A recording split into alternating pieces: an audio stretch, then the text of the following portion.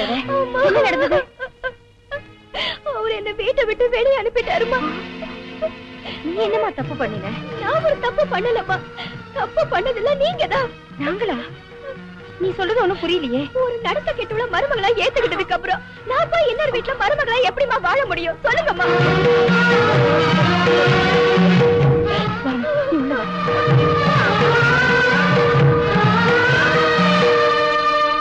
ஏங்கா ஒழிஞ்சது பீடன்னு இவளுக்கு கல்யாணம் செஞ்சு வச்சா புருஷன்காரன் துரத்திட்டான்னு ஒப்பாரி வச்சுக்கிட்டு நம்ம தலையில வந்து உட்காந்துட்டாளே. இது ஒரு நடத்த கெட்ட குடும்பம் தெரிஞ்சதுக்கு அப்புறம் எந்த அவளதான் சும்மா இருப்பா சொல்லு. அந்த பிரமிளா நம்ம வீட்டுக்கு வந்தா என் வேலையில கொஞ்சம் குறையும், அவ வீட்டுல எல்லா வேலையும் செய்வானுதான் நாம இந்த கல்யாணத்துக்கு ஒத்துக்கிட்டோம். தலையெழுத்து இந்த குடும்பத்தோட கௌரவம், அந்தஸ்து, மானம், மரியாதை எல்லாத்தையும் பறக்க விட்டுட்டு போயிட்டா. சிங்கமுனாரி சீனிவாச வம்சத்துல பிறந்தனா இந்த நடத்த கட்ட குடும்பத்துல வந்து சேர்ந்த பாரு. இதெல்லாம் இப்படி நடக்கும் நான் கொஞ்சம் கூட எதிர்பார்க்கல.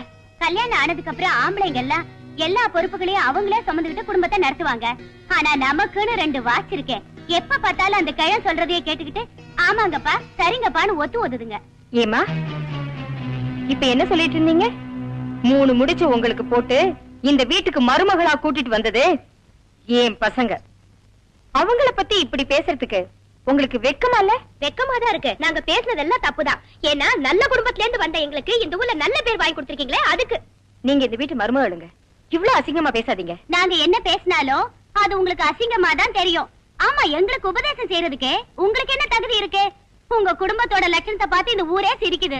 ஒரு பொண்ணா பிறந்து புகுந்த வீட்டுக்குன்னு வந்துட்டா அந்த வீட்டோட பெருமையை காப்பாற்ற வேண்டியது மருமகளான உங்களோட கடமை. கட்டில புருஷனை பத்தியே வாய்க்கு வந்தபடி பேசுறதை விட்டுட்டு தப்பு யார் பண்ணாலும் அதை பெருந்தன்மையா மன்னிச்சு ஏத்துக்கிற இதையும் ஒரு வீட்டுக்கு மருமகளா வர எல்லா பொண்ணுகளுக்கும் இருக்கணுமா? எங்கிருந்தோ இந்த வீட்டுக்கு மருமகளா வந்து ஊர்லயே கௌரவமா இருந்த குடும்பத்தை கலங்கப்படுத்திட்டு போயிட்டா. ஊர்ல இருக்கிறவங்களே அதை மறந்து போயிட்டாங்க. அப்படி இருக்கும் போது இந்த குடும்பத்தை சேர்ந்த நீங்க அத பத்தியே பேசி பேசி ஏழு எண்ணி ஊத்துறீங்களே, உங்களுக்கு அசிங்கமா இல்ல? இதுக்கு மேலேயாவது இந்த குடும்பத்தோட மான மரியாதையை காப்பாத்துறதுக்கு முயற்சி பண்ணுங்க. அதை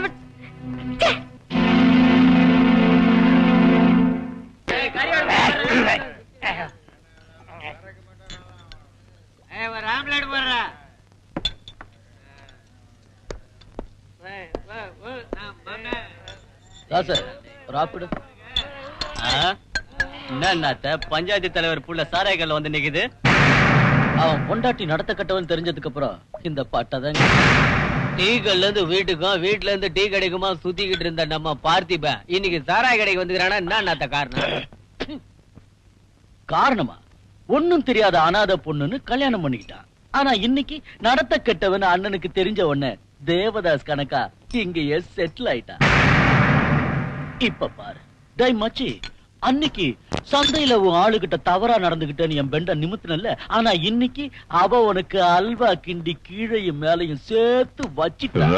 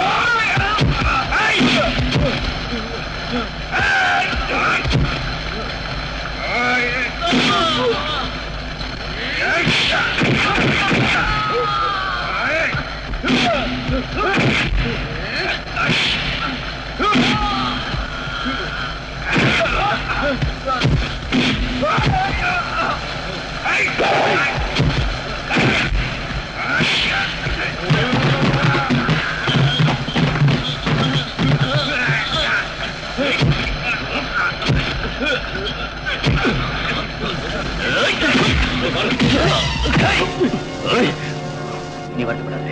அப்பா அவனை விடுங்க. பலி போட்டு பலி போடுறதுக்கு அவன் என்ன ஆடா மாடா? அவனே வேதனையில இருக்க, அவங்கிட்ட போய் மோதிக்கிட்டு இருக்கே. போடா போடா போடா. மழையில நல்லா நனைஞ்சிட்டேன். வீட்டுக்கு போ கண்ணா.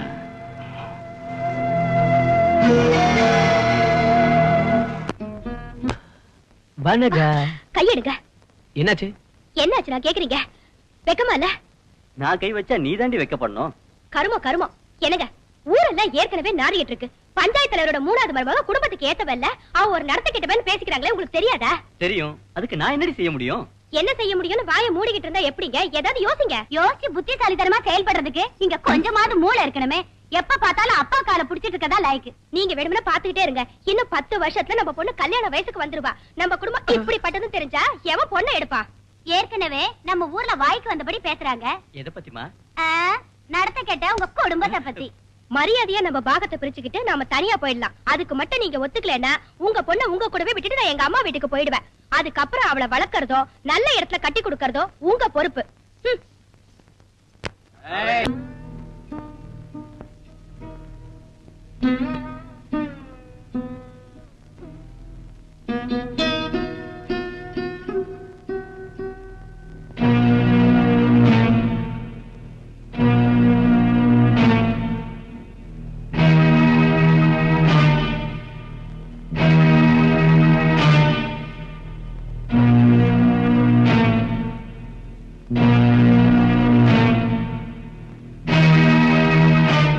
இங்க பாருங்க தம்பி, இங்க வந்திருக்கிற எல்லாரும் முன்னாலையும் உங்களுக்கு நான் ஒண்ணு சொல்ல விரும்புறேன்.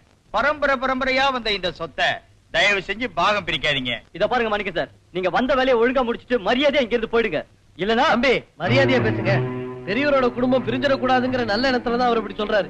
நீங்க சொத்தை பிரிச்சுதான் அவன் சொன்னா அதை தடுக்க எங்களுக்கு உரிமை இல்ல. டேய் எல்லாத்தையும் 4 பங்கா பிரிடா. 4 பங்கு எதுக்குங்க? இருக்கிறது 3 பேர் தானே.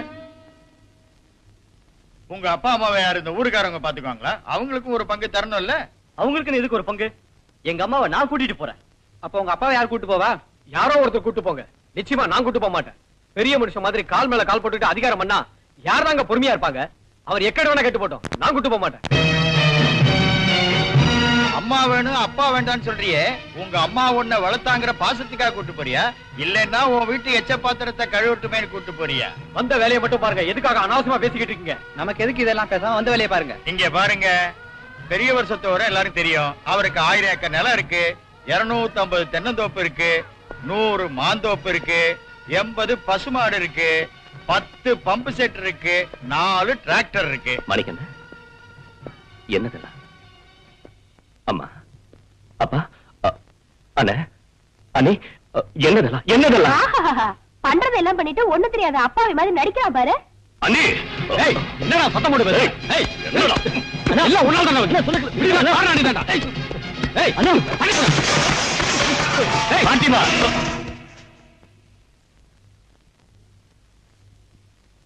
மாணிக்கம், அவன் பங்குக்கு என்ன வரணுமோ அதை அவனுக்கு கொடுத்துருங்க.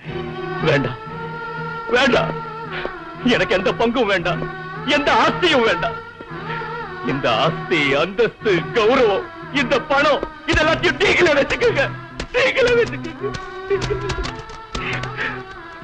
அப்பா அப்பா என்னையும் இவங்கள மாதிரி சுயநலவாதி நீங்க முடிவு பண்ணிட்டீங்களாப்பா? வேண்டாப்பா வேண்டாப்பா வேண்டாம். என்ன உங்ககிட்ட இருந்து பிரிச்சுடாதீங்க. உங்களை கையெழுத்து கூப்பிட்டு கேட்கிறேன். அம்மா அம்மா எனக்கு ஒன்றும் வேண்டாம்மா, ஒன்றும் வேண்டாம்.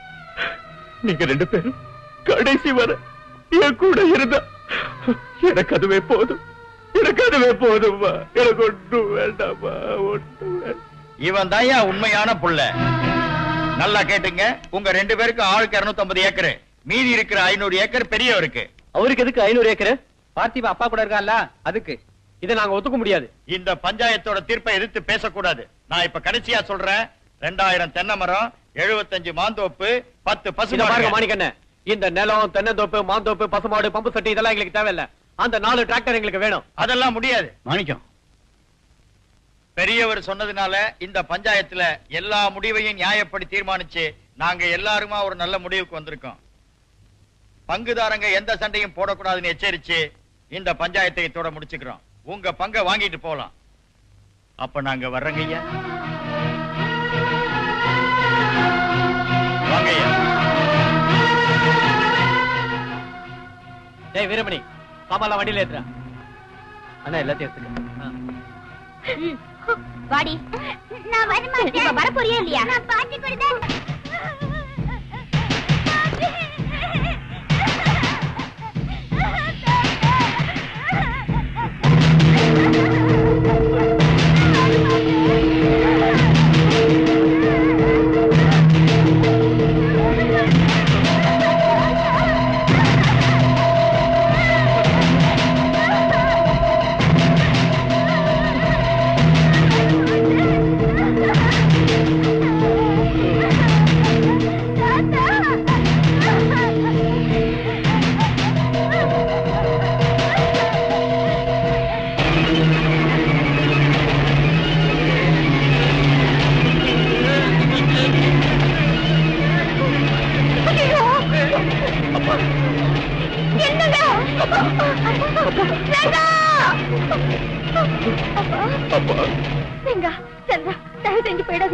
அங்க பாருங்க, உங்க அப்பா என்னமோ மாதிரி இருக்காரு.